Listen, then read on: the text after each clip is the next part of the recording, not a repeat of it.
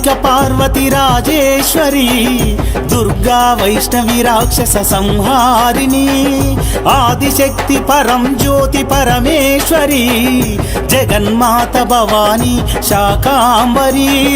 నామాలు అనేకం రూపం ఒకటై మమేకం, ఐశ్వర్యదాయిని దారిద్రనాశిని ధనప్రదాయిని ఫలప్రదాయిని, దివ్య రూపము సర్వంబు నీవంబు అపురూపం.